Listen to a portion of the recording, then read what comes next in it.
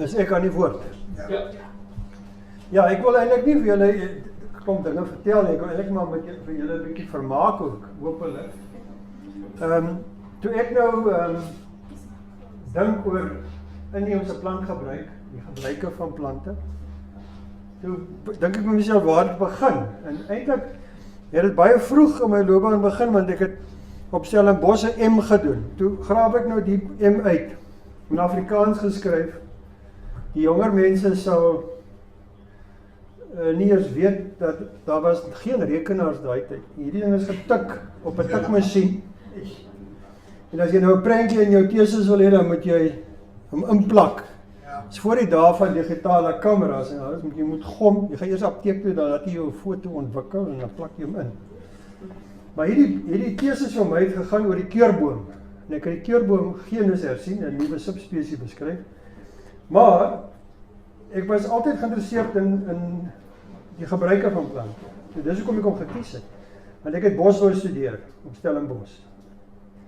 Dit is 'n 4 jaar graad en baie eintlik 'n pyp kursus gewees. En so ek het so die hele agterste helfte gaan oor die houteienskappe van die keurboom. Ek het 'n 6 hektaar, ek was oorywerig toe ek jonk was. Ek seker nog steeds oorywerig, maar ek het 'n 6 hektaar plantasie van keurbome aangeplant teen Stellenboschberg, net om uit te vind of die beharing op die blare, wat vir my diagnosties was vir omtrent elke populasie, geneties was en of dit deur die omgewing beïnvloed is. En ek het, al wat ek bewys het, is dat dit geneties was geweest. Die omgewing het niks daarmee te doen. So oorywerig was ek, en ons het deure gemaak van keurboomhout, blokke laat inkom van die Suid-Kaap. Ons het geskilde veneer gemaak, ons het gerolde veneer gemaak, meubels gemaak van die keurboom. Heeltemal oordoen, nou ja. Ek oordoen maar seker nog vandag dinge. Maar ek wil graag net so, ek wil nou nie net praat oor bome nie, maar die bome deel kom dan nou sterk deur, want julle is nou met dendroloë. Wat gaan oor die natuur en die wondere van die natuur, hè?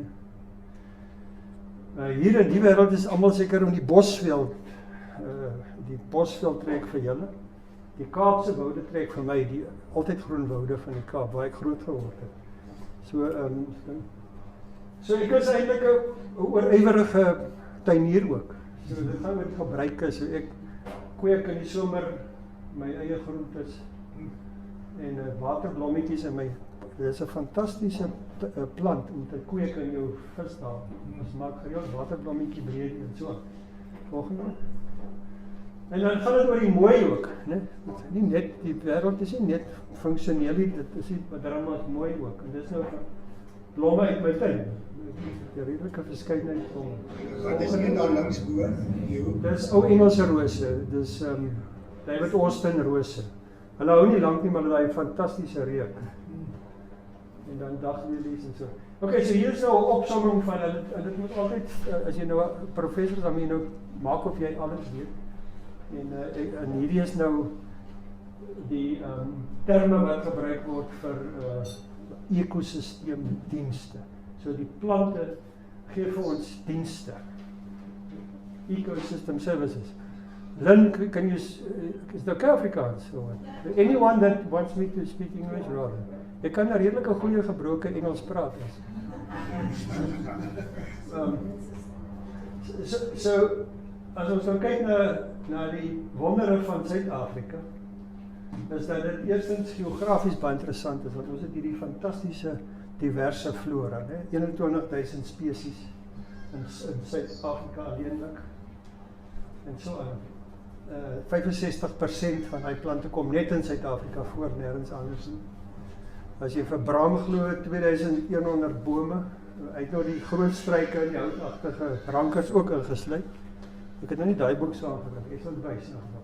So hier nou die basiese vakke wat nodig is. Jy moet dan weet wat 'n plant dit is. Die taksonomie sê wat 'n spesies is dit, dat hy nog nie giftig is of dit of dat. Die etnobotanie gaan oor die tradisionele gebruike van die plante deur die inheemse mense.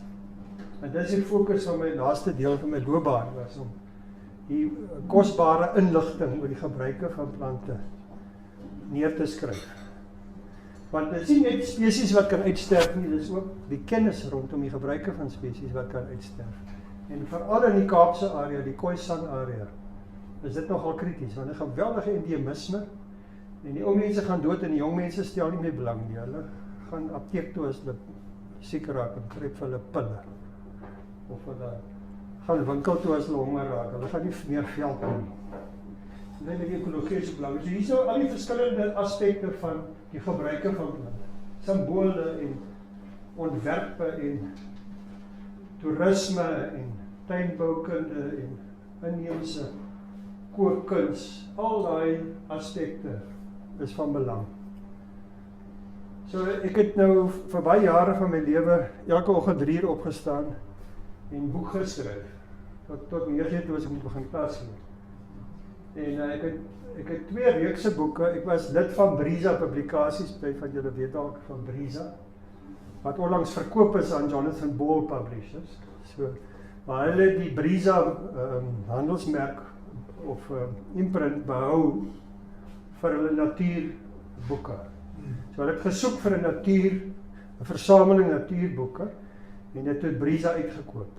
So ek is nou nie meer betrokke by Brisa nie, maar in daai dae het ons die strategiese beplanning gehad van 'n plaaslike reeks boeke van Suid-Afrikaanse onderwerp. En dan ook het ek in Eben van Wyk elke jaar Frankfurt Boekfeer toe gegaan. En ons het 'n internasionale reeks geskep van plante van die wêreld, so medisinale plante van die wêreld. So dit was byvoorbeeld medisyne plante, al die gekommersialiseerde medisyne plante van die wêreld. Jy kan nie alles opskryf nie, dis daar duisende, maar die gekommersialiseerdes is nie so baie nie. Dit is so daai boek het 350 van die belangrikstes. En so het ek dan verskeie onderwerpe, daar was voedselplante van die wêreld en herbs and spices van die wêreld en phytomedicine en so 'n reeks wat ook vertaal is in verskeie tale en verskillende wêrelddele co-produksies gedoen. Maar dit gaan vandag meer oor die plaaslike reeks en ek het altyd so effens teleurgesteld gewees met die gidse, om nou identifikasiegidse. Nou ga jy na Makwaland en nou kry jy die gidsie. Nou is dit sê die blare is nou so en die blomme is geel, ek kan op die foto sien die blomme is geel en so. Maar dit is nou oninteressant, want ek wil graag weet wat kan mens doen met die ding, wat maak hy en wat insekte bestuif hom en ietsie meer oor die plant. En dit is nou my behoefte om die gebruike en die goed. Is hy giftig of is hy goed vir jou as jy moet drink of eet of wat ook al. En so ek het nou die poisonous plants en dan people's plants, wat eintlik ek het 'n kopie gebring vir die wat nou nie weet hoe lyk dit nie en dit kan kyk daarso. Dit sluit al die gebruik van die plante in. Al die belangrikste plantgebruik, groot verskeidenheid van plantgebruik. En hierdie is my mees suksesvolle boek uit 'n plaaslike oogpunt, en daar is so 50.000 al gedruk. Maar dit is my redelike wetenskaplike boek, so uit redelik goed. Ja. En dan alwyne is dit nou in sy 4de uitgawe. 4de. So kan ons afgaan. En dan was daar boeke oor snyblomme, ook internasionaal, en dan oor vetplante. Dus kyk gewoon na die Koreane, belangstelling Suid-Afrikaanse alwyne.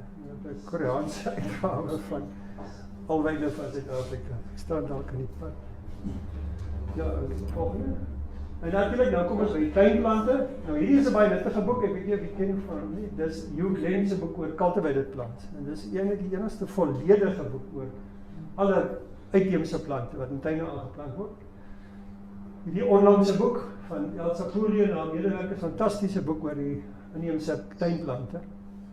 Ek dink is 2 jaar gelede of so uitgekom, redelik onlangs. Hierdie is 'n ou bekende boek van Peter Joffe wat ons by Brisa destyds uitgegee het. En dan was daar ook Fanny en Julian Venter se boek oor Making the Most of Indigenous Trees, wat ek dink is so 160 spesies ek reg is, wat dit gaan baie oor die kweek van die bome en die gebruike ook.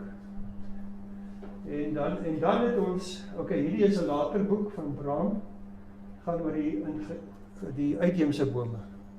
Baie nuttig ook. Want in die tuine, baie mense weet nie eens wat is inheems, wat is uitheems nie. Maar dan het ons destyds hierdie boek begin. Dan gaan ek die volgende skryf net. Want ek sit toe, ek het eendag gesê, maar het sal nie lekker wees as ons nou sê van Wyk. Dit is nou 'n boek maar van Wyk. En maar ons kom nog by hom. Okay, so dat eers aangaan. Hierdie is 'n wonderlike boek. Dis Brahms se boek. Hy was die gees daar agter. Die name van al ons boere. Fantastiese boek. Duisende inheemse name. Lulu en fantastiese naslaanwerk. Ek dink baie van julle ken miskien die Pocket Guide, die naamlyste. Paul Graham se boek ken meeste mense seker. Baie gesaghebende boek oor Suider-Afrika se bome. Bram en Piet se veldgids. Dan staan Jacana se identifikasies. Hierdie is 'n fantastiese een wat hersien is deur Richard Boole se is in die oostelike deel Suid-Afrika gaan. Hy is absoluut fantasties om gehoor toe. En nou natuurlik die pragtige boek oor die groot bome en die interessante bome. Hoe daar is die gids vir uitheemse bome weer. Ek kom nou by my storie oor die nog nie.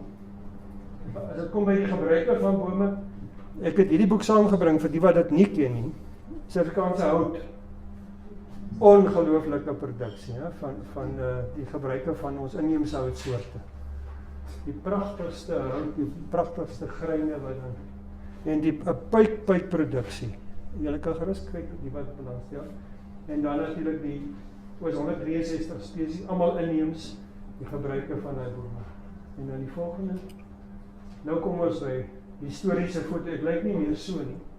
Dit was in die jaar 2000 dat ons nou die idee gekry het vir van Wyk fotografiese gids.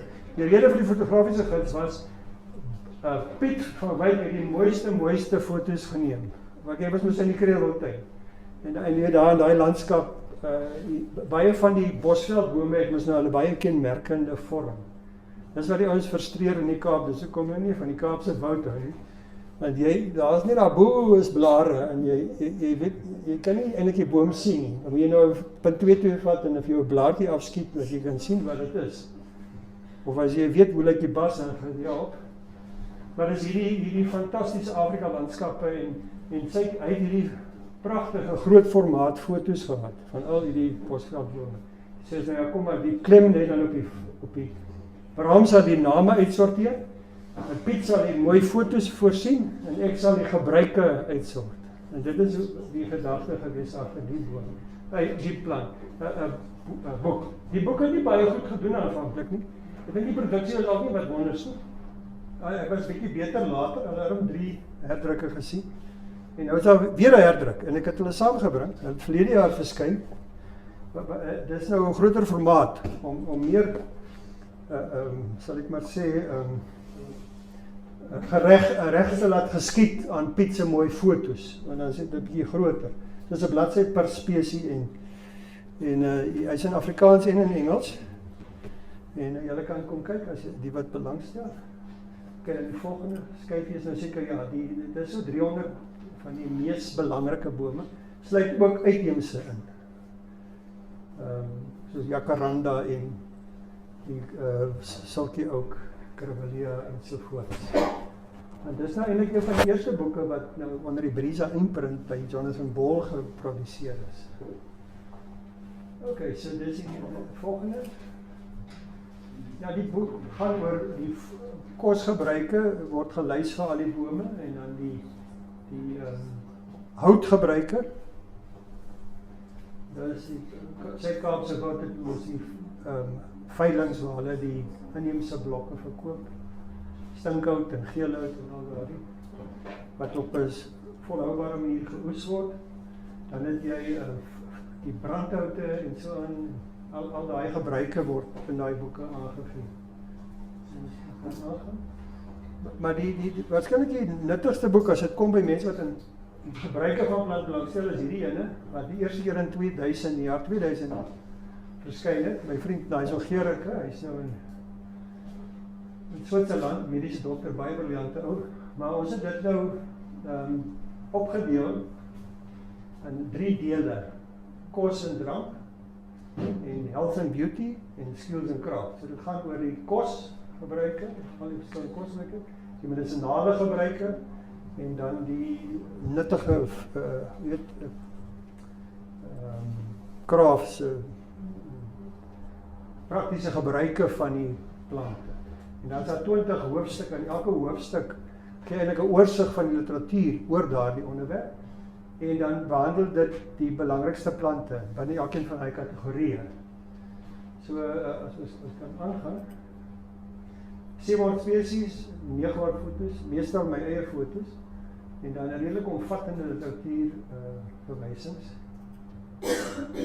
So as ons nou kom by voedselplante, dan is Afrika redelik mededingend in terme van die oorsprong van kommersiële kosplante.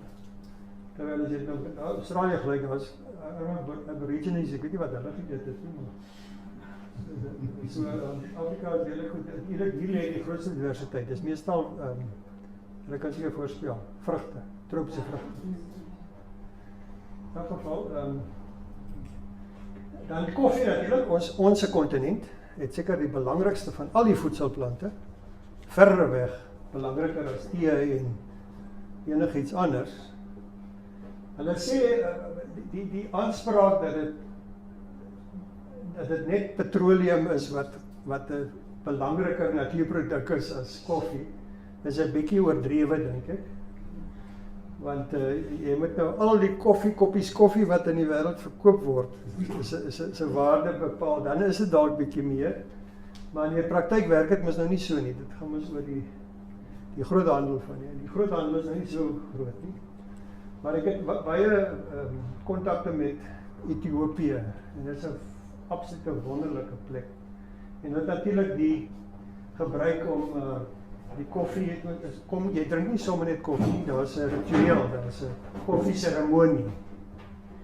En daar word wierook gebrand tydens die koffie. Ek dink daar word baie keer is daar blare wat jy die koffie mee gee, soos ruta. Terloops, die koffieboom groei pragtig. Ek het 'n paar in my tuin, dit is 'n lieflike boom. Hy maak mos al sy blomme gelyk oop. En dan kom jy motte in die nag. Dit is fantasties. Oké, so hoeveel eetbare plante is in Suid-Afrika? Hierdie is die klassieke boek oor eetplante van Suid-Afrika, Food from the Veld, Fox and Norwood Young. Dit is al 'n bietjie oud al, 1883. En is baie onvolledig, want as jy nou vat, hulle het 800 eetbare plante, wat hulle lys, swart en wit meestal, vir hele Suider-Afrika, tot by Malawi. En dan Pieters en al is 'n ander boek, 1700 vir die hele Sub-Sahara Afrika, wat ook die groot primate se eet, as 'n plante is. So die gorillas en die chimpansees se plante. Het ons weer daarna gekyk, volgende skrifgie. Die student van my, ons het uitgekom met 1740 in die Suid-Afrikaanse flora. So dit is 5% van die totale flora. En dit verdubbel omtrent die bekende beskryfde spesies. Daar is talle en talle nuwe spesies wat nie voorheen bekend was dat dit eetbaar is nie. Veral interessant is die Venda kultuur. So my een student het Zulu by Amandawe, hy het nou gekyk na die eetplante en ek het 'n ander student in Venda gehad. En die Vendas is die blaareters. Hulle eet boomblare. Jy kan nie glo nie, ek meen, jy kan nie glo dit is eetbaar nie, maar nou gebruik hulle soda as, dan kook hulle dit saam met die blare om dit sag te maak, om dit eetbaar te maak. So daar is 'n reuse verskeidenheid van boomblare wat nooit gedokumenteer is dat dit eetbaar is. Die Zulus eet nie boomblare nie, hulle eet boomvrugte. Die Sotos eet nie juist vrugte nie, hulle eet knolle wat onder die grond uitgrawe, want hulle woon in 'n grasveld. So daar's dramatiese kultuurverskille tussen daai drie kultuurgroepe wat baie interessant is. So ons is heeltyd besig om nuwe eetplante te ontdek. Onlangs 2 jaar daar in die Weskus, wat, ek het gedink, ek ken die Kaapse plante, ne? Vruggies, hier sê die vrou, maar die ding is eetbaar, ons eet die vruggies. Nergens in die literatuur opgeteken. So die proses om die inheemse kennis op te skryf is nog steeds aan die gang. En daar is eintlik baie min bekend oor baie aspekte van ons inheemse gebruik. Die rituele gebruike byvoorbeeld van plante is prakties onaangeraak. Omdat daar hierdie suspisie by wit mense is, maar jy weet die mense klink 'n bietjie snaaks, né? Ek kan miskien 'n voorbeeld gee. Die opstandingsplant, resurrection bush. As jy hom in die winter sien, hy's vrek, hy's morsdood, hy's bruin, hy's ingekrimp so. Dan sit jy hom mos in 'n glas water en binne 'n uur, dan vou hy blaartjies op en sy gras groen. Ja? Nou hoor die slim wetenskaplikes soos ek, die ding is gebruik deur die Zulu mense vir depressie, om depressie te behandel. Nou hardloop na 'n laboratorium toe en ek ekstraheer die plant en ek kyk wat sy chemiese verbindings is daarin en alles. Maar ek sien nie eintlik enige, ek sê dis 'n klomp twak, né? Maar toe praat ek met Credemutwa, toe sê hy vir my, die opstandingsplant is gebruik om depressie te behandel. As iemand nou 'n familie dit verloor het, of die weduwee, wat ek al, kom na hom toe, dan is hulle baie, hoe sal mense sê, in rou, né? Dan gee die healer die stukkie takkie, dooie takkie, morsdooie takkie vir die persoon en sê, sit hom nou in 'n glas water en sit hom op jou vensterbank, laat 'n bietjie son skyn, en dan kom jy môre terug en vertel jy my wat jy gesien het. En dan kom die persoon terug en sê, vraggie, die plant het lewendig geword, né? En dan sê die healer, maar sien jy, die Here is nog lief vir jou, God loves you, en moenie worry nie, jy sal beter gaan, en net soos wat die plant, daar's lewe, daar's hoop. So dit is een van die rituele, wat niks te doen het met chemie, dit het te doen met sielkunde. Ja? So want die Zulu healers was mos nou sielkundiges en mediese dokters, alles in een. So daar's baie sulke misverstande, wat gemaak het dat mense neersien op inheemse kennis en sê dis 'n klomp twak. Daar is natuurlik 'n klomp nonsens ook. Maar baie daarvan is kosbare inligting wat nie verlore moet gaan nie en wat korrek geïnterpreteer moet word. So goed, so ons gaan nou by voedsel. Nou kyk, die bome, het ek nou vir julle dendrologe gemerk in Rooi en in Paul. Sade en neute, geweldige verskeidenheid van sade en neute in ons inheemse bome. Ons kan nie miskien so vinnig net lees. Sien jy, daar is 'n groot verskeidenheid. Vrugte en bessies, geweldig baie van hulle. Hierdie is nou die bekendstes. Groente, wel, die wende sal sê baie van daai bome se blare is hulle groente, maar niet te min. Volgende. Dan die knolle en die bolle, die brood, encephalatos longifolius, wat Jan Smits sy lewe lank maagprobleme gehad as gevolg van die feit dat hulle daai vrugte geëet het, gedink het, ek is 'n broodboom, ons kan maar seker dit eet, en toe was dit giftig, en weet nie of van die ons dood is, maar ek weet hy het gesukkel met sy maag na dit, hy is maar ernstig giftig, die vrugte, die brood kom is nou van die stam, wat soos cassava behandel is, dus kom hy broodboom is. En dan lala palm, marula en karee by die dranke, die palmwyn, fantastiese, ek kan nie verstaan hoekom mense nie iets maak daarvan nie, want jy kan 'n Phoenix reclinata, soos volhoubaar oes, die suikersap wat dan fermenteer word vir palmwyn, dis absoluut heerlik, maar niemand maak het, niemand verkoop het nie, ek verstaan nie, mense is maar aan die slaap, lyk dit vir my, en dit is definitief 'n wonderlike ding. So, dit is hoe hierdie People's Plan se uitleg is. So, as dit nou 'n onbelangrike plant is, relatief onbelangrik, dan kry maar net so een reeltjie of twee reeltjies. As dit 'n belangrike ding is, soos die manketti, dan kry jy daar 'n langer stukkie bladsy. En so loop hy aan, so loop hy deur. Volgende, ek gaan nou so 'n paar voorbeelde wys. Elkeen het seker min of meer 'n boodskap. Die krematartboom, dit is nou hierdie sorbei-agtige omhulsel van die saad, wat nou baie lekker smaak het en ook baie vol Vitamiin C is en dit het miljoene gekos vir 'n paar geïnspireerde individue om die krumetart op te laat registreer in die Europese in Europa as 'n novel food, om dit 'n novel food status te gee. Europeërs is vreeslike bang mense. Hulle is bang jy gaan dood as jy ding eet wat van Afrika afkom. Afrika is 'n gevaarlike plek. Seker maar die plante is ook seker maar giftig. Hulle het byvoorbeeld 'n foto gehad om nou aan te toon dat die krumetart al vir duisende jare geëet word. Het hulle 'n foto van 'n opgrawing wat hulle gemaak van 'n persoon wat daar lê met die vrugte van die krumetart wat hy mee saam begrawe is, om aan te toon dat die krumetart vrug word nou al vir baie duisende jare geëet. Toe was die reaksie van die komitee, dalk is die man dood van die krumetart. So dit was 'n groot, maar dit is 'n wonderlike deurbraak, né? Wonderlike deurbraak, want vandag is daar baie duisende Afrika mense wat 'n inkomste kry uit hierdie in Suid-Afrika ook van die krumetart se vrug. Hulle gebruik dit in met smoothies en hierdie sjokolade stafies en is 'n gesondheidsvoedsel of 'n gesondheidsbestanddeel van produkte. Volgende is marula. Daar is 'n groot klomp miljoene wat nou deesdae spandeer word om marula te ontwikkel tot 'n beter vlak.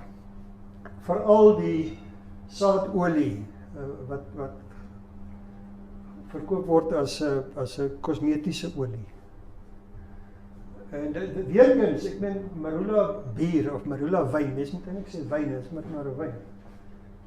Is so lekker, maar niemand doen juist moeite. So nou en dan kry jy 'n handelsmerk en dan verdwyn hy weer. Dis asof hy net nie van die grond af wil kom nie. In teenstelling met amarula, wat natuurlik 'n reuse bemarkingssukses is. Dis maar Baileys cream in 'n regop bottel. Ek weet nie hoeveel marula daarin is. Dis nie juist veel. Maar dit met ander woorde is gebaseer op Baileys cream wat 'n hoogs suksesvolle produk was en dat hy nou 'n Afrika aanslag. Ek kan lang stories praat oor Anton Rupert en die briljante bemarkingsidees agter. Ek kan na die tyd daar 'n bietjie daaroor gesels. My tyd gaan uiteraard, ek sien dit sommer. Die volgende een is nou nie kommersieel nie, maar dit is net interessant. Dit is nou 'n Kaapse ding, ek moet dan maar 'n Kaapse ding ingooi. Dis Goe koffie. Goe. In die ou dae het mense nie koffie gekry nie. Koffie was skaars. Val daar in die Cederberge, dan het die neute van die mandel 'n week lank in 'n sak soos 'n sakkie wat in die water in die rivier gesit dat die sade uitloog. En dit bevat blousuur, cyanogenic glycosides. Het hom uitgeloog en hom gebrand en het Goe koffie gemaak. As jy nou Leiport lees, die Goe koffie van die Cederberg kom van die Windamandel. Dit is natuurlik 'n Protea familie. Baie naby aan Macadamia eintlik. Geneties. En die eerste wit mens wat dood is in die Kaap is dood van te veel windamandels eet. Hy het nie besef hoe goed giftig. Die eerste sterfgeval van Hollanders in die Kaap. Wilde amandel. Dit is ook 'n bekende boom wat nou die Mafura botter. Mafura botter is nou die inding vir my vel mooi sagte. En die arillus is natuurlik eetbaar, dis 'n voedselitem. Dit was kan aangaan. En dan dis 'n baie bekende natuurlik 'n inheemse vrug. 'n Bietjie gommerig, maar hy is lekker om te eet. Ons het baie interessant en ons het bevind met die meisietjie wat die eetplante bestudeer het, dat beide in Afrika en in Suid-Afrika is die Apocynaceae familie, die Carissa familie, die Kaap familie.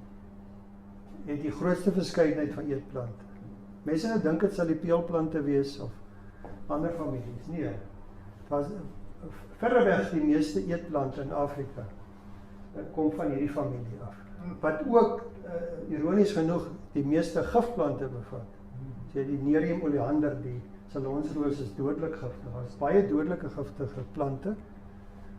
Maar mense eet dit. En dit is merkwaardig anders as die res van die wêreld. Die res van die wêreld het rosacee en verskeie ander families, maar nie die kyk dit mos melk, net die voed wat melk bevat, Apocynus. Nou beweeg ons in na die medisynes toe, en daar het ek nou heel wat werk gedoen in my jong dae veral. Ons het selfs maatskappye gestig om te kyk of die dinge aan die gang kan kry. Nie, hy is geld gemaak, nie, ons het meer geld verloor as ons gemaak het, maar ons wil die ding aan die gang kry. Want jy so sit met hierdie fantastiese verskeidenheid van plante en niemand doen iets aan. Die ergste voorbeeld gaan ek net nou wys, Scilitium, die kougoed. Wat Simon van der Stel gesê het, ons moet hulle aanplant, ons gaan baie geld maak om hulle aan te plant. Hy het dit gesê in 1685. Dit het vir ons 300 jaar gevat voor ons wakker geskrik het. So hier ons vaar ons nie so goed nie. Gelukkig Australië is nog erger, maar ons het maar 83 spesies wat eintlik gekommersialiseer is. 83 medisinale spesies om van te praat. As jy het vergelyk met Europa en Asië, dan is hulle ver voor ons. Ons mense dink altyd Afrika mense gebruik bossies. Moenie glo nie. Die Duitsers gebruik dit baie meer. As ek elke jaar Duitsland toe, dan kry ek maar 'n bietjie kool. Dan gaan ek apteek toe. Dan gee die vrou vir my 'n blare en 'n karbosie. En sy sê ek moet dit net kook en drink. Dit nou salieblare. Maar hulle gebruik nog eintlik Asië dieselfde, China. Hulle apteek, een helfte is bossies, die ander helfte is pille. Volgende. So hier het ons nou baie min bome, behalwe, maar kyk, hierdie het ek net 'n lys gemaak van gekweekte, ek gaan julle dit nou wys, die gekommersialiseerde medisynes. Maar prakties elke boomspesies in Suid-Afrika het tradisionele gebruike. Veral die bas, baie keer die wortels, maar meestal die bas. Nie dikwels die blare nie. So die bas is eintlik die belangrike medisyne in die Bantu-sprekende kulture. So ons eintlik net katsa, wat nie eintlik by ons, dis mos nou in die horing van Afrika, het hulle reuse plantasies. Die helfte van die ekonomie van die lande te doen met kat. Enigste ordentlike vragmotors wat op die paaie is die lorries wat kat aanry. Dis wat die kou wat hulle kou, nee. Ons het kat in Suid-Afrika, maar niemand weet eintlik om dit te kou nie, gelukkig nie. Die Ethiopiërs wat inkom, hulle sien maar nie. En dan, rooi stinkhout is nou ding wat vir prostaat, hyperplasie gebruik word. Ek dink, dis maar ook 'n Franse konsep. Ek is maar taamlik skepties. Pampoenpitte is 'n tradisionele Europese middel vir ou man probleme. En die enigste gemene faktor is die beta-sitosterone. Dit is 'n lekker manier om geld te maak. Jy kan 'n hele botteltjie pille opdrink en jy sal niks oorkom nie. Dit is absoluut veilig. Baie van ons medisyne is wat jy in die apteek koop, asseblief. Dus, nou ja goed, mense wat seker sê die placebo-effek is ook reëel. As jy glo dit gaan help. Daai lieflike mense daai Cederberg ou tannie sê vir my, meneer, as jy nie in die medisyne vir ons glo nie, gaan dit nie vir jou werk nie. Ja. Maar meneer, as jy nie in die apteekse medisyne glo nie, gaan dit ook nie vir jou werk nie. So, ja, dan die peperbas, hy is nogal redelik, ek het 'n student, 'n Zulu student gehad, wat sy kon omtrent nie praat nie en omtrent nie skryf. En sy is vandag een van die top navorsers in Switserland, wat aan die voorfront is van anti-inflammatoriese navorsing. En sy het vir my gesê, hierdie plant het al die reëls verander as dit kom by 'n anti-inflammatoriese effek. Niemand het dit eers geweet nie. Niemand het dit verwag nie. So ek kan vandag vir julle onthul dat die peperbas het werklik diepsinnige anti-inflammatoriese eienskappe. Ons kan aangaan. Dit is nou die klassieke boek oor die medisyne plante van dit. Eintlik 'n baie oninteressante boek. Dit is net die feite. Net so dik. Kan ook doodgooi daarin. Baie duur wees, baie waardevol. Hy is nou baie verouderd natuurlik. Ons het vandag seker 10 keer meer inligting. Die volgende skyfie wys in die jaar 2000 het die SANBI, die nasionale herbarium, het hierdie databasis uitgebring met 2192 Suid-Afrikaanse spesies. Dit is net 'n literatuuroorslag, 'n biografie. En my briljante student, Ansia, het in 2024 was hierdie artikel gepubliseer waar ons 3784 spesies gelys het. So dit, daar's nog baie opnames intussen al gedoen en so. Ons is redelik op hoogte van wat aangaan. Met 1228 nuwe spesies wat bygekom het sedert die jaar 2000. So dit wys vir julle hoe baie daar nog is om by te skryf, om op te teken, voordat dit tot niet gaan, voordat dit verlore gaan. Ek praat nie eers van plantgebruike nie, ons praat nou van spesierekords. Met ander woorde, dat iemand vir my sê, maar ons gebruik nou hierdie vir maagpyn. En nou weet ek ken ons, en sê ek maar, niemand het nog ooit dit gesê of geskryf. Dit is 'n nuwe rekord vir daai spesie. En nou ek dink die gebruike, hoeveel duisende gebruike het ons nou al opgeteken, wat nog nooit van tevore aangeteken is. Dit maak my eintlik angstig, jy weet dat dit verlore sal gaan. Goed, hier is ons medicinal plants of South Africa, die boek het al, ek dink, 2000 citerings. So, dan kom ek by die Multimark, dan is daar so van die ou kopie, jy kan op nie meer sien, daar is nog 'n boek nie, hy is verflenter, met die hele gebruik om, hy kyk die prentjies en praat. So hy het nogal impak gehad hierdie boek, in terme van die mense het besef, ek dink Lynn was een van hulle. Lynn thought it's impossible to write a book on the medicinal plants of Africa. There are too many of them. You cannot put it in one book.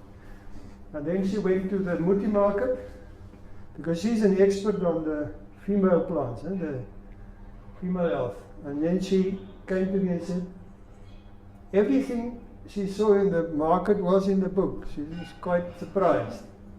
And that was the secret of Brisa books, the 80-20 principle. So 20% of plants have 80% of the interest. Daar's een of ander term vir daai verhouding. Kan nou nie onthou nie. Vernoem na een of ander ou. Pareto se effek of so. Beginsel. Ja, so ek gaan nou so 'n klompie medisyne plante wys. Sommer goed wat my na in die hart lê.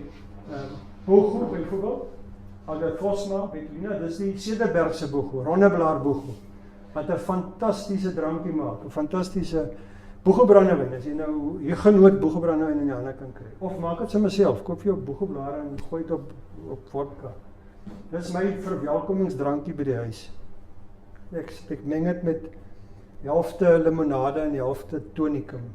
Fantasties, die sogenaamde cat pee note. Hy so effens sy urine reuk. Soos as jy in Londen of in Europa in 'n kroeg inloop, dan kry jy die urine reuk en dink jy ooggens daar's iets fout met die loodgieterwerk van die plek. Tot jy besef dis die hops wat jy ruik, wat daai sogenaamde cat pee note gee, die swaalverbindings. En hierdie plant het ook hierdie swaalverbindings. Dus kom dit gebruik word in die black wild wine gums. Wat is 'n wine gum in Afrikaans? Ek weet nie. Wine gum. Is Afrikaans vir wine gum. Ek sal nou nie sê wat Frikkie se ma gesê het. Sy het so 'n lelike vloekwoord gegee, dus sy sê dis net 'n vloekwoord in Engels, dis nie 'n vloekwoord in Afrikaans. In geval, so dit is 'n baie besonderse plant. Hy is besig om groot opgang in die wêreld te maak, nie as 'n medisyne nie, want hy was oorspronklik gebruik vir urineweginfeksies, totdat penicillin ontdek is. En toe hulle penicillin het, toe is die ding nou heeltemal nie meer nodig. So hy word vandag gebruik as 'n geurmiddel. Vir daai Johannesbesie geur. blackcurrant geur, Johannesbesie geur. Fantastiese geurmiddel. Ok, en volgende. Ja, dis so 'n plantasie.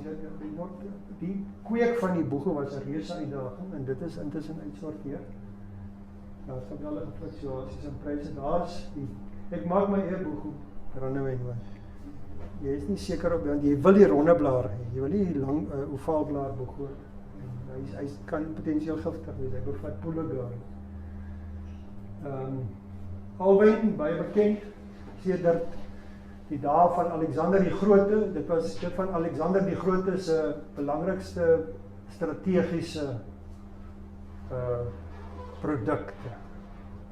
Vandag is dit nou seker hierdie drones en weet jy wat. Maar daai tyd was dit alwynblare. Maar daai soldate masseer en hulle kry swak kos, né? Almal se maag is nie lekker nie. Dan kan jy die alwyn gebruik en hy alwyn kom niks oor jy kan hom saamdra. Soos julle weet, daai alwyn lê daar vir weke lank. Er gebeur niks met hom nie. Die geelsap is die lakseermiddel, maak jou skoon, as jy maag weer oukei. En dan die gel gedeelte is mens nou gebruik om die wonde te genees. En dit was standaard. Jy kon nie oorlog maak as jy nie alwyn. Dis hoekom Alexander die Grote die eiland van Socotra ingeval het. Soos wat Trump nou Venezuela ingeval het om die olie te kry, so het Alexander die Grote Socotra ingeval om die alwyn te monopoliseer as vir strategiese doeleindes. Ja, so dis natuurlik besig maak met drankies van dit, lewensessens, die topverkoper van medisyne, ek weet nie of dit vandag nog so is nie, maar vir baie jare 600,000 botteltjies 'n maand. Enige ou klein ou dorpie waar jy gaan, dan sê jy maar lewensessens kry. Dit is baie naby aan Jägermeister, hoor, terloops. Kyk, Jägermeister se bitterbestanddeel is wat? Suid-Afrikaanse alwyn. Min mense weet dit, is 'n geheime resep. Wat net 1 of 2 of 3 mense ken. Ek weet daarom alwyn kom daar. En ons het in die alwynbedryf gewerk. So hierdie ding is baie populêr. En ek is seker dit werk, né? Dis die Amarum effek. As jy bitter smaak in die mond kry, dan stimuleer dit jou maag om maagsappe af te skei. En dan is jou spysvertering sommer beter. Party mense beweer dit is die 40% alkohol wat die aktiewe bestanddeel is. Ja, dis natuurlik hoe dit getap word, net die tradisionele tap van die alwyn, baie interessant. Sedert ek probeer nou daai datum onthou, is dit nou 1716 nou wat.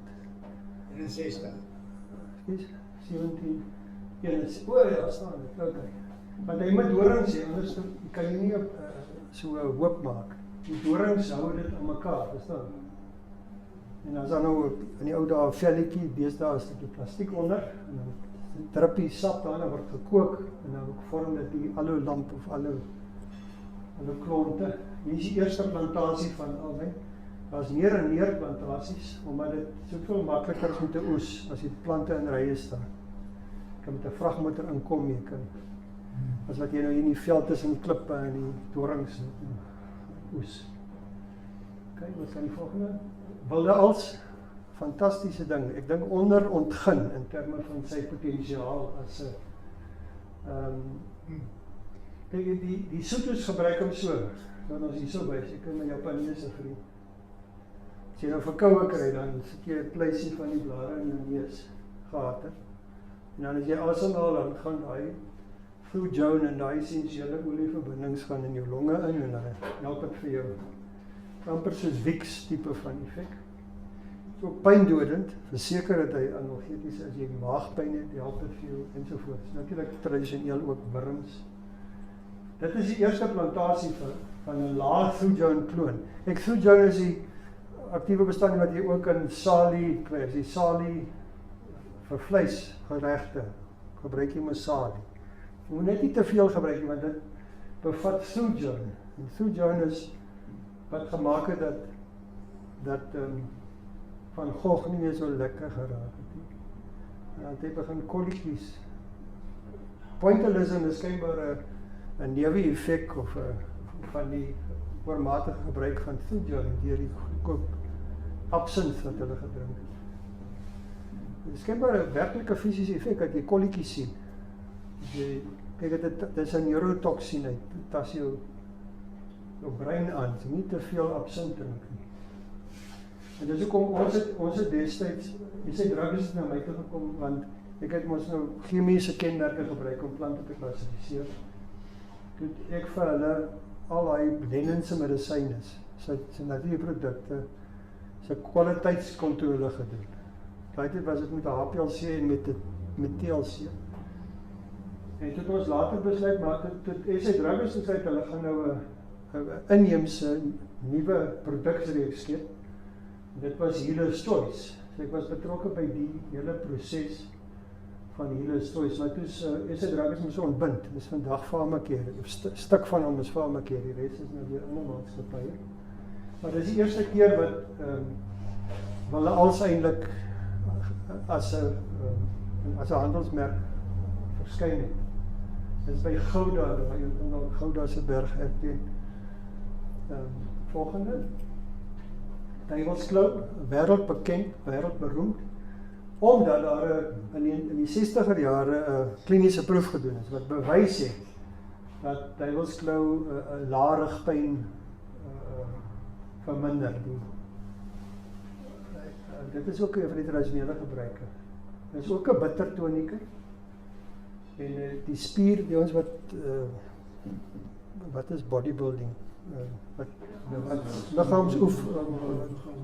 Liggaamsbouers. Hulle kry glo baie pyne van hulle oorwys hulle spiere, daar gebruik hulle. Hulle werk ook glo goed vir diere, soos perde en so. Volgende.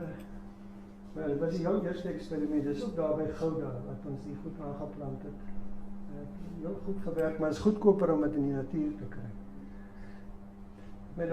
Hulle het dit nou op CITES gesit, nou kan jy nou sien hoe belaglik dit nou was. Ek meen, hulle maar dit nou hier en daar in Namibië het hulle nou 'n paar populasietjies uitgeroei. Maar ek meen, daai plant is 'n onkruid, né? En hy kom oor 'n gebied voor die helfte so groot soos Europa. So, om dit nou te sê, dit word bedreig met uitsterwing, is nou totale onsin. So, ek dink daar's baie keer kommersiële motiewe agter hierdie CITES besig. Maar dan skep dit addisionele hindernisse vir die kompetisie. Dit in elk geval. Hoodia Gap, baie van julle weet seker van die groot storie van jy drink 'n pil en dan raak jy sommer maar. Die wondermiddel wat almal se oorgewig gaan uitsort. Maar wat hulle nou nie, hulle kon nou enige boesman gevra, dan sal hulle miljoene en miljoene gespaar het. Maar daai ding is van die Apocynaceae, 'n familie met giftige plante. En daai pregnaanverbindings is maar nie so veel anders as daai hartglikosiede nie. En ek is redelik oortuig as jy te veel of eet, gaan jy doodgaan. Maar daai boesmans is mos nou baie fiks. En hulle eet 'n klein stukkie en hulle kou hom vir ure lank. Dis nie 'n ding wat jy sommer eet nie, dis nie soos 'n kos nie. Dis 'n kou, dis 'n masticatory, dit is 'n koumiddel. Soos kougoed. As jy in die veld loop, jy breek 'n stukkie af. My pa se tante daar agterhand, dan moet ek, toe sy nou so groot vrou gewees. En dit raak nou laat en sy is honger. Toe gryp sy 'n stukkie en gee vir my 'n stukkie. En dit was so bitter, ek was so klein seentjie. En hierdie gal bitter, wat sê ek nou? Bitter sê klaar vir jou, iets is nie reg. Natuur waarsku jou. Die ding te bitter is, dan is daar iets van. Ek het dan later baie getoets en geproef. En wat gebeur is, jy kry 'n baie aangename licorice-agtige smaak in jou mond. Wat baie kort daarna kry jy 'n naargevoel. Wat baie subtiele naargevoel. Dis nie asof jy wil opbring nie. Dit is net nie lekker nie. So daar's 'n kosaversie wat in jou mond gebeur. En dit is hoe dit werk. Dis nie asof jy nou 'n pil kan drink en men daai pregnaanverbindings soms in jou maagsure soms dit opvreet en dan sal ons niks gebeur nie. Hulle het later eksperimente gedoen en gevind dat dit wel lewensgevaarlik sal wees vir oorgewig mense. Wat hartaanval kry of wat ook al. So die ding is baie swak hanteer. ongelukkig. En dat baie mense baie geld gemaak het. Uit gedroogde en fyn gemaalde Turks vyblare wat verkoop is as Hoodia. Daar is genoeg Hoodia om my help te vind. Prof, ek sal wel hierna, omdat ek was die wat daardie begin het. Oei, ja, ek kan jy my afvat op sekere aantuigings. Storie vertel van daardie hele ding en waarom het nie gewerk het nie. Daar's ander verduidelikings ook seker. Ja, Maar in beginsel as dit storie. Ja. Nee, maar as altyd maar 'n klomp stories aan die goed. As jy met geld die mekaar raak, dan gaan die feite, dis maar in Amerika ook so nie. In ieder geval, 'n blikkie steenkamp, my vriend blikkie steenkamp, hy het sy eie Hoodia gebruik, sy klein kapie het hy gesê, wat hy honger raak, as hy dors raak, en ook maandagoggend as sy kop nie lekker is, as hy 'n bietjie wingerdgriep het. Dis my vriendin Fanny van Heerden, wat die PF57 geïsoleer en geïdentifiseer het. En dis die patent wat daarin het, en natuurlik daai gewigverlies goed wat baie min van hulle bevat eintlik Hoodia, of het min Hoodia bevat. Volgende. Hierdie plant glo ek baie sterk in. Dit is die balsam copiva of die almal van julle ken hom seker wat in die tuin uit maak so 'n geel harige blommetjie. Familie van die alwyn slaim as jy nou 'n muskietbyt het, smeer bietjie aan, gou is sy weg. Ek dink daar is regtig 'n toekoms in die ding. Volgende. Dis daar in die Noord in Limpopo provinsie. So hy het maar basies 'n alwyn gel, maar net ek dink 'n superiore alwyn gel as jy my vra. Volgende een. Maar dit is al lankal, die Montague Museum het al rome goed gemaak, jare gelede al, van balsam copiva. Hy groei so maklik, jy sit hom in 'n potjie in die agterdeur, en as jy nou brand by die stoof of so iets, 'n hartjie gou, dan smeer jy daai gel aan. Selfs in die ooste gebruik hulle weer alwyn, die kransalwyn, Aloe arborescens, vir daai doel. Elke huis omtrent die stap sien jy met 'n alwyntjie by die agterdeur. As 'n eerste hulp vir kankerbos, kan die hele aand tot middernag gepraat as ek nog nie halfpad oor die kankerbos. Ek is baie oortuig dat sy tyd sal nog kom. Mense verstaan nog nie wat aangaan nie. Ons het minstens 56 hoofverbindings van triterpeens sapoline gekry in hom. Hy is baie ryk aan, snaaks genoeg, aan polysaccharide. So is 'n droogteplant wat die saccharide hou die water vas in die plant. Hy kan baie droogtes weerstaan. Cannabinine is 'n gepatenteerde antagonis van wat proteïnsintese inhibeer. In geval, ek kan lank praat oor hom, dit is 'n cure-all, ons het die eerste keer dit gekommersialiseer. Dis een van Wyk op sy plaas, eerste kommersiële plantasies van Sutherlandia. Eerste veiligheidsstudie in Suid-Afrika van 'n kruieproduk. Dit is gedoen by Tygerberg Hospitaal met blou apies. In geval, volgende. Dan Rooi Rabas of Umkaluhabo is die handelsnaam. 80 miljoen euros jaarlikse omset van hierdie enkele produk vir bronchitis bedoel. Suid-Afrikaanse plant, Oos-Kaap en Lesotho. Amper pikswart blommetjies, pragtige plantjie. Groei maklik in die tuin, is 'n mooi tuinplantjie. 'n Lang geskiedenis van kommersialisering. Volgende. Ulrich Fighter in die Kaap is 'n ou wat dit gekweek het, wat gelewer het tot vandag toe nog vir die maatskappye in Duitsland. Dus dis 'n reuse kommersiële suksesstorie. Nou was 'n bietjie kontroversie oor wat kom nou terug na Suid-Afrika toe. En dan die ander ding wat 'n mens nou nie oor twyfel nie. Kyk baie van hierdie natuurmiddels met 'n mens maar met 'n knippie sout vat baie keer. Hierdie ene nie. Dit is die kougoed. skeleetgeel. Kanna. En dis 'n hypnotic, né? Dis soos as jy 'n sigaret rook. Dieselfde effek wat jy kry as jy 'n sigaret rook. Veral as jy lank nie gerook het en jy loop dan skielik so maak jy effens lighoofdig. Die interessantheid van hierdie plant is dat daar's geen teken van fisiese of psigologiese dependency, wat is dit? Afhanklikheid, hoegenaamd nie. Jy kan nie verslaaf raak aan hom. Gevolglik is die idee om dit te gebruik as 'n verplasingsterapie om mense af te speen van ernstige verdowingmiddels. En dit is besig om geweldig veld te wen. Daar is verskeie maatskappye. Ek was betrokke by die heel eerste bossies gaan haal en gaan dunlaagplaatjies gaan loop. Gesien party populasies het niks alkaloïd nie, party baie alkaloïd. Die taksonomie was die mekaar selfs daai tyd. Het het lang pad gekom al. Ek was ingaan. Daar is die heel eerste aanplantings daar by Gouda. Nou hier is Van der Stel se boek. Ek vertel ons die eerste etnobotaniese opname in Suid-Afrika gedoen. Hy het na Namakoland toe gereis, Jackie se tuisland. En hy het 'n kunstenaar saamgevat, 'n botaniese illustreerder of 'n natuurillustreerder. En 'n pragtige boek gedoen oor al die Hollanders, soos julle weet, stel nie belang in goed as dit nie geld in is. Dis mos nou kenbaar. 'n Hollander wat blomme verkoop. Jy dink nou dis nou pragtig die blomme en so. Daai snyblomboek vir my. Vat my vrou nou die snyblomboek na die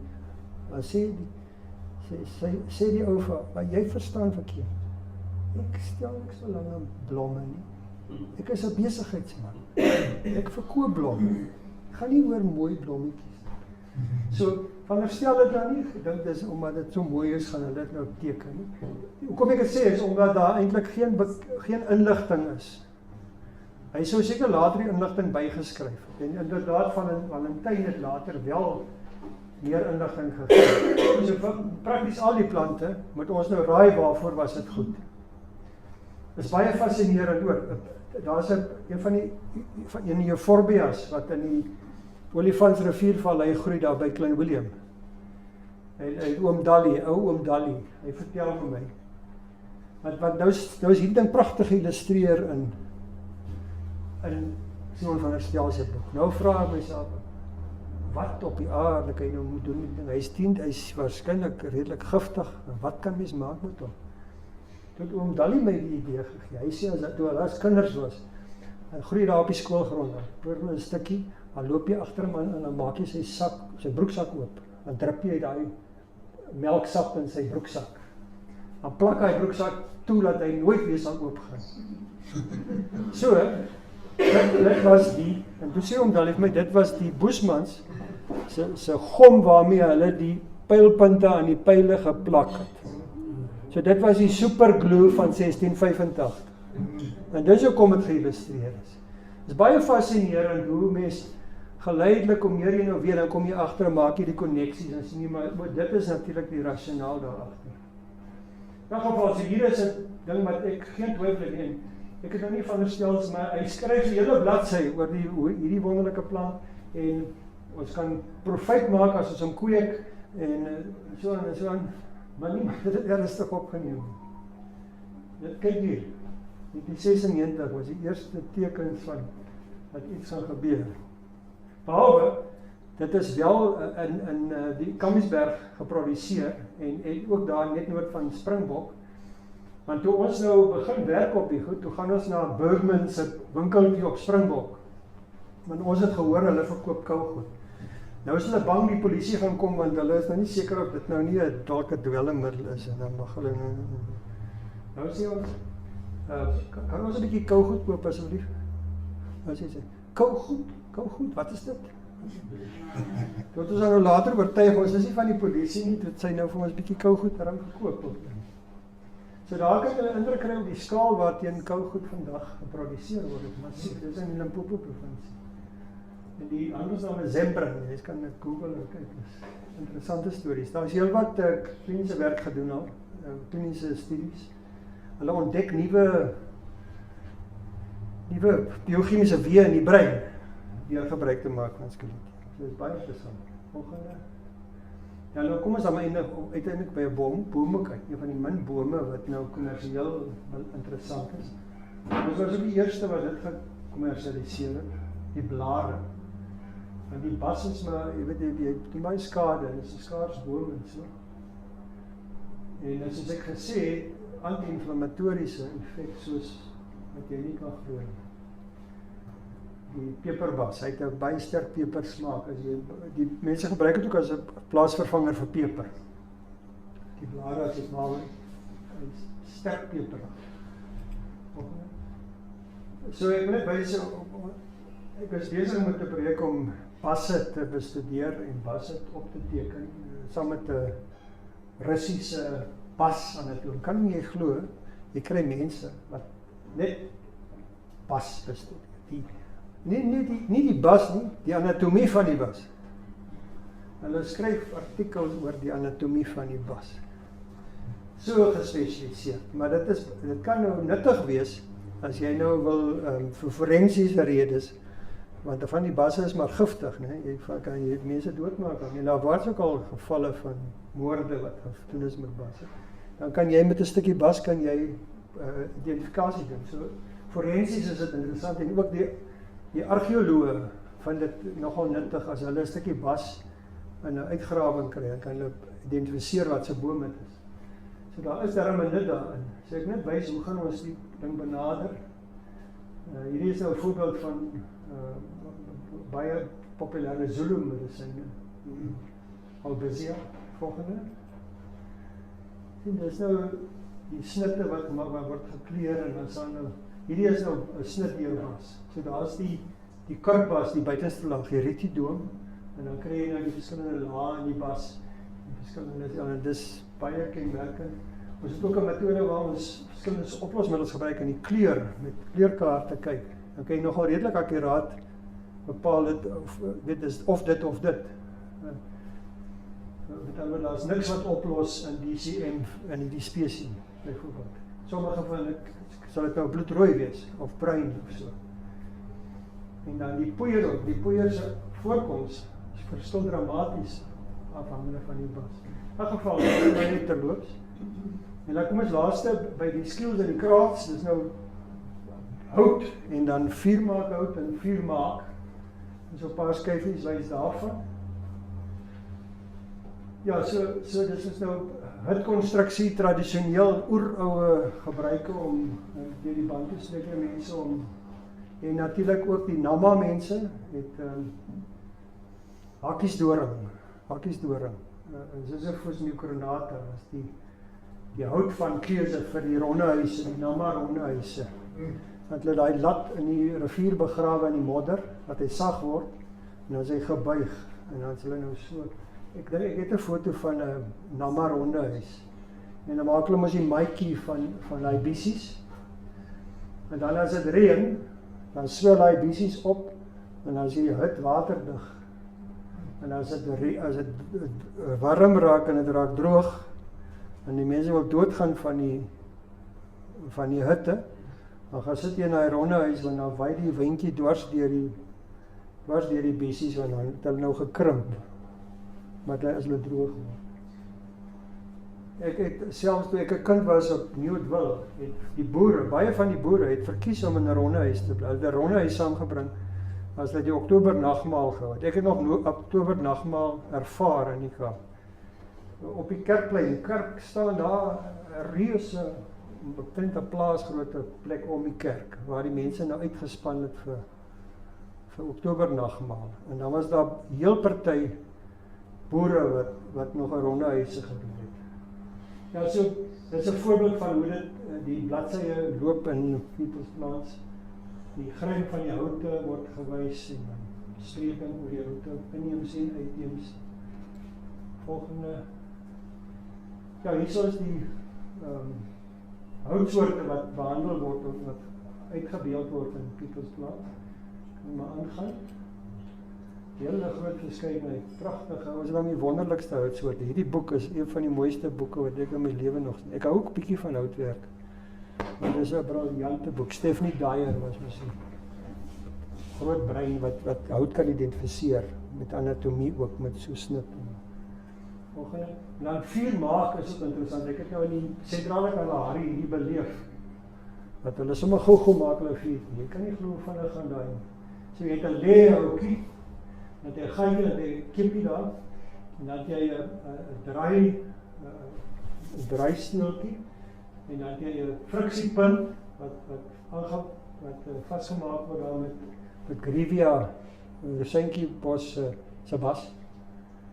En dan maak ons so dan en dan het spesiale grasie wat hulle dan die koeltjie eers maak die chief sy pyp aan die gang met die koeltjie voor hulle dit nou kry om te blaas vir die vlamme te kry.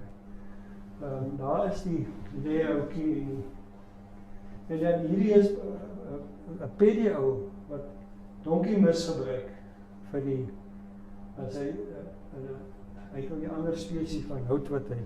So dit was 'n algemene gebruik natuurlik voor die dae van vuurhoutjies.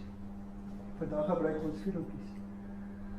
Ja, so daar is firemaking en firewood, so is al die timmer houtsoorte in die Kaap glo ons maar rooikraans, né? Of wingerdstompie.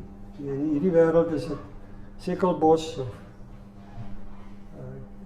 seker meestal sekelbos, maar daar is verskeie. En dan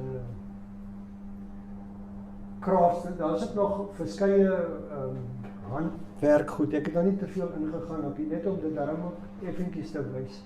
Die palmblare wat die mandjies van gewewe word. Fantastiese potensiaal vir produkontwikkeling met ons inheemse plante. Volgende en dat ek kyk. Ja, kyk, daar is 'n groot industrie rondom dekgras, né? En dan in Albertini omgewing is daar die dekriet, wat baie waardevol is. Ons maak goed geld daarmee. Daar is ook 'n dekriet siding, waar die ou daar op die treine die dekriet gaan ry. En ook op Hollandse huise, dan moet jy mos nou dekriet gebruik. Dan die rietplafonne in die Kaap was in die ou dae vletjies riet en later toe daar Spaans riet ingekom het, is dit nou Spaans riet. Maar is baie soortgelyk. Hier is nou vletjies riet en Spaans riet. Die rietplafon. En dan die ronde huise. Dit word gemaak van jonkos van 'n moerasbiesie. Die Afrikaanse naam is moerasbiesie. Julle dink wat se Engelse naam? Is nie 'n section dis in elk geval. So hier is die huis wat so homself reguleer, wat aan die klimaat aangepas is. Dis nie 'n restio. Die restios is die een groep, dan is dit sedges en dan is dit kom aan, dan help nie. Die jonkos, ek sal dink aan, ek sal dit sê. So dit is baie spesifieke plante wat in daai. En natuurlik, as jy nou so huis het, dan as die deur oop is, dan weet jy die mense is by die huis. As jy nou, want die mense is ver van mekaar af. En kyk jy daar, as jy daai man, ek wil vir hom gaan kuier, maar hy is nie by die huis nie. Nou hoe weet jy hy is nie by die huis nie? Nee, want sy voordeur is toe. So, as hulle daai toe maak, as dit 'n teken, hy het nou na die vee gaan kyk, of hy het nog 'n bietjie gaan jag of iets, of hy loop rond. Dit is so interessant, die kulture en die mense met wie ek te doen gekry het, en al my ervarings in die wildernis. Snyblomme, sommer net vinnig ingegooi, reuse bedrywe rondom snyblomme, reuse potensiaal vir nuwe goed.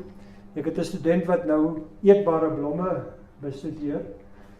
Sy voer eetbare blomme na 40 lande toe. As jy nou gesiggies en daai blommetjies by die Woolworths koop, dit is haar blommetjies wat daar verkoop word.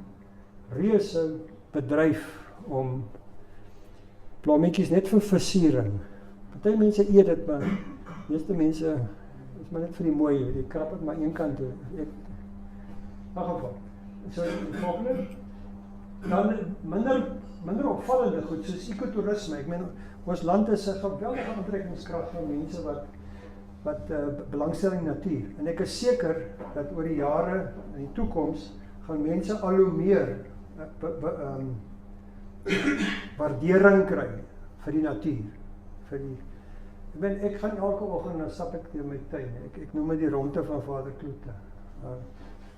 Dan kyk ek nou, is daar pleintjies wat bietjie water het, ek kyk my visies, ek voer my visies, en ek kyk of die goed al ryp is, en ek kyk wat blom nou, en so, en ek luister in die voeltjies wat sing, en ek dink dat daar's Japaneese toeriste wat al die pad van Japan af kom, wel om die pikkewyne te kom kyk, dis die belangrikste, maar om die rooi bisa in blom te sien op Tafelberg, dis vir daai man 'n ervaring, hy wil kom al die pad om net daai ervaring te kry. So, ekotourisme dink ek is ook 'n ding wat geweldig inkomste gee vir Suid-Afrika, en toenemend meer kan gee, as ons maar kom ons sê, ons logistiek 'n bietjie kan verbeter. Botswana sit vir ons ore aan, met die kwaliteit van dienste, van safari ervarings ensovoorts. Hulle is baie meer gesofistikeerd as ons. Volgende. Dan simbole, ek sal mens nooit aan dink nie, soos die protea, wat nou so 'n simbool is. Eers was dit mos die nasionale, dit is die nasionale blom. Eers was mos die suikerbossie, Protea repens. Van suikerbossie ek wil jou hê. Dit het verander na die koning Protea. Suikerbossie was dan te eenvoudig. Volgende. Die alwyn, die polisie se simbool is die alwyn. Die Mandela's Gold, die cultivars wat hulle maak van die Strelitzia, die nasionale blom van Kalifornië. Dan kan jy glo dit is nie inheems daar nie. Botaniese kuns. Daar's 'n trotse tradisie in Suid-Afrika van botaniese kuns. Mense maak geld deur blommetjies te skilder. En daar's 'n groot verskeidenheid blommetjies in Suid-Afrika om te skilder. Oneindig baie. Die arme mense in Europa is raad op, hulle het 'n paar alpenbloemen, wat het hulle meer? Nie veel meer nie. Ek dink daar is 7 inheemse bome in Brittanje. Dat het baie vies geraak vir my. Ek stap eendag daar, het ek my studente daar opgevat in Kirstenbosch, nou kyk ons die bos, nou sê ek, nou kom ek 'n groep van Kew Gardens, kom hier. Ek is so jong, voorvarende jong man, ek sê, yeah, we've just come back from the Afro-Montane Forest there. There's probably 100 species of trees. I know in your country there's only 7 indigenous species. Dis maar die mense vervies hulle vir my. Ek hulle net so afkraak. Ja, so, en natuurlik ons botaniese tuine. Is absoluut merkwaardig hoe mooi dit is. Ne? Daar is werklik Brian Huntley en die mense, ook Gideon en die mense destyds het regtig 'n goeie fondasie gemaak om ons toerisme te bevorder met ons pragtige botaniese tuine. Dit gaan nog vandag aan. Ja, die botaniese kuns. My ma was 'n botaniese kunstenares. Sy het ook die Cotyledons daar van die dis 'n laaste kunswerk. Okay, laaste skyfie dink ek. Dis nou, ek dink Braam, as jy met Braam praat, dan is hy ook ondersteuner van Smuts. Kijk, ons praat mos nie meer van sappe en natte. Maar die jong mense eers weet waarvan ek praat. Maar hierdie man het die konsep van holisme uitgewerk. So almal oor die hele wye wêreld praat van ek het 'n holistic approach of die. Daai woord kom van Jan Smuts af. Hy was 'n briljante man. Hy was ook 'n plantkundige. Die rede hoekom die nasionale herbarium eens aan die voet van die Uniegebou was dat Jan Smuts in sy middaguur kan gaan botaniseer. Hy die gras eksemplare gaan kyk. Hy was 'n gras entoesiast.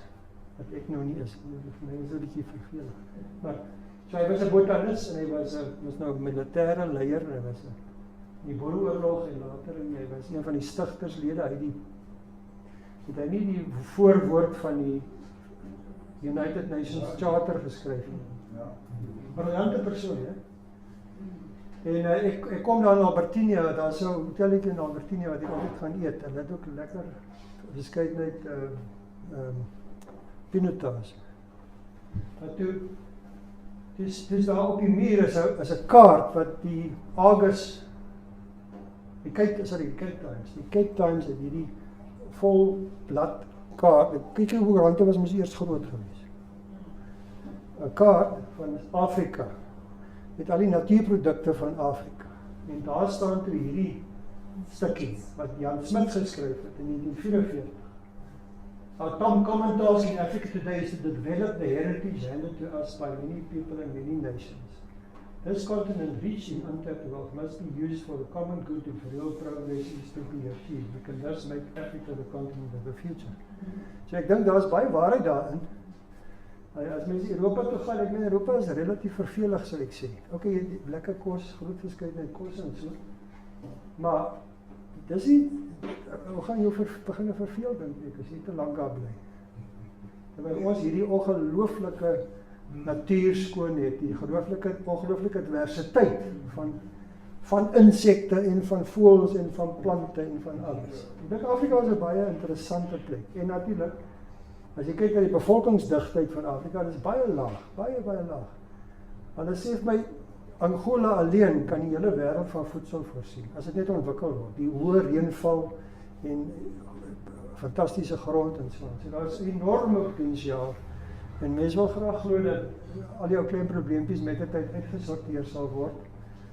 En dat ons dan eindig met 'n plek vir die toekoms. 'n Fantastiese plek om te woon. Dat ons kleinkinders, ons agterkleinkinders 'n mooi plek gaan hê om te woon. Baie dankie, ek het seker te veel gepraat. Ek is geneig om te veel te praat.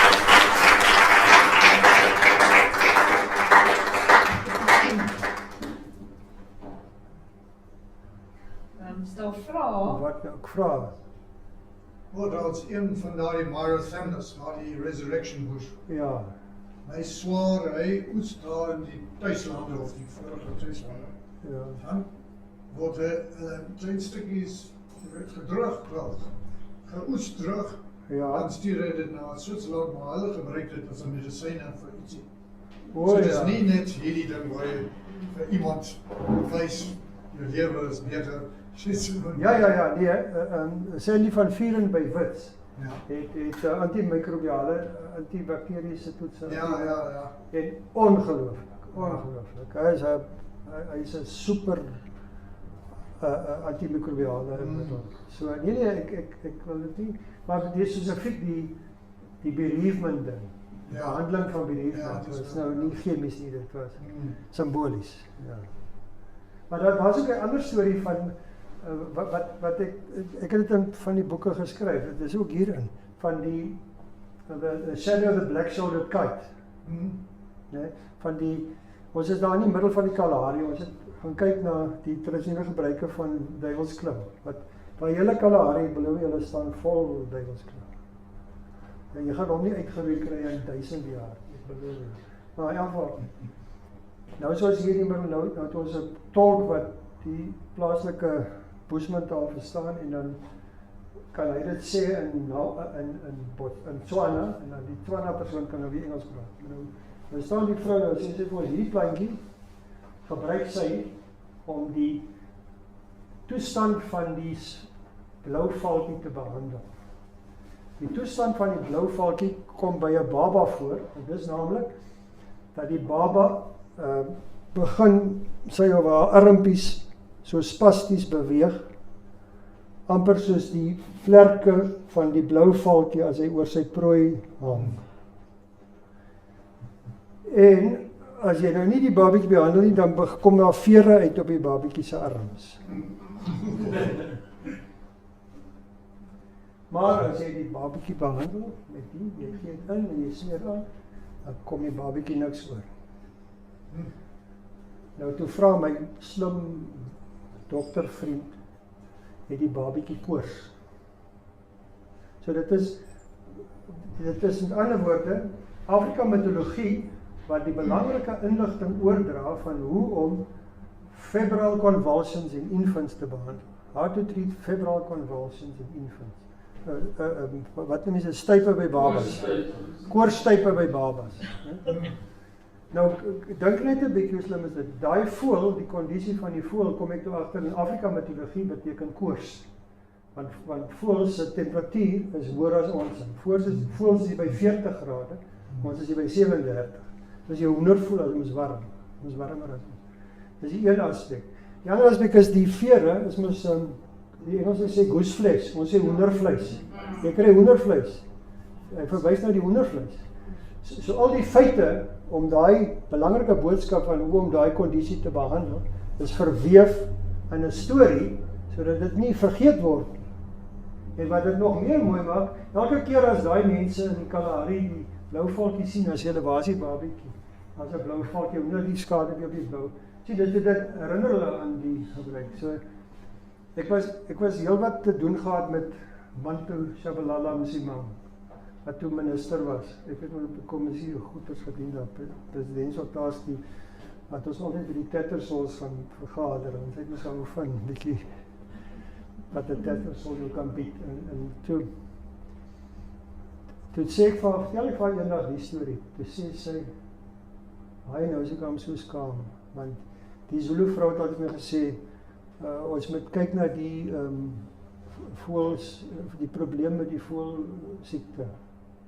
En sy het nie geweet waarvan hulle praat nie. So die Zulus het ook die ding van die voëls, hulle koppel koors aan voëls. So dit is 'n Afrika ding en dit is nooit opgeteken nie, sover ek kan sien. So 'n mens moet nie die ongeskrewe wysheid minag nie of te vlak kyk. Maar daar is soms baie diepsinnige wysheid in hierdie ou mense want hulle moes nie geskryf nie. So dit moes alles, jy moes onthou. So Credo Mutwa was merkwaardig. Hy kon alles onthou. Hy het toe hy klein was, hy is mos 'n Sanusi gewees. Ja, so die Zulu kultuur het kies 'n jong ou wat slim is, duidelik slim is, om die draer van die kennis van die nasie te wees. En hy word van kleins af geleer om te onthou. So hulle vertel hom 'n storie, dan moet hy die storie terugvertel. As hy 'n fout maak, word hy as 'n gaai gesteek. En baie gou leer hy om asseblief maar die storieetjie akkuraat oor te vertel. Ja, dit sal baie goed doen. Want Credo Mutwa so, hy was merkwaardig, dan sê ek vir hom, ons het nou daai tyd gewerk op Willigemmer, nee, Afrika Gemmer. Nou sê ek vir hom, dit was soos om 'n tape recorder aan te skakel. Dan sê ek vir hom, Dr. Mutwa, what about African ginger? Dan sal hy sê, African ginger was not born in South Africa. It is a pygmy medicine for malaria that the Zulu people brought with them as a crop when they moved into KwaZulu-Natal. Dit verklaar toe onmiddellik hoekom daar geen genetiese variasie hoegenaamd in Willigemmer is in KwaZulu-Natal. Terwyl in Tsenin, waar aan die enigste natuurlike populasie, is elke individu geneties verskillend. Dat is 'n probleem wat ek gehad het, hy het dit net daar opgelos. Dit is 'n oeroue Zulu gewas, wat is saamgebring, want hy maak babietjies, ek kan hom. En dan sê hy maar, op die 11de April 1943 het hy in Malawi toe gegaan en toe ontmoet hy die ou se naam was so en so, het hulle bas geoes van daai boom. Op daai detail, so, dit is merkwaardig, die man se geheue was ongelooflik. Ja. Nou ja, Ons wil graag sê dankie. Groot plesier. Jammer ek was 'n bietjie laat, maar Nee, dit was 'n fantastiese braai. Baie mense hier wat baie koneksies het. Soos Rolf. ja, Rolf Pekko, ja, jy was die groot vetland man. Ek het nie baie meer te doen gehad nie, maar ek weet van jou baie goed. Dankie. Baie dankie. Dankie. Dit net beloof.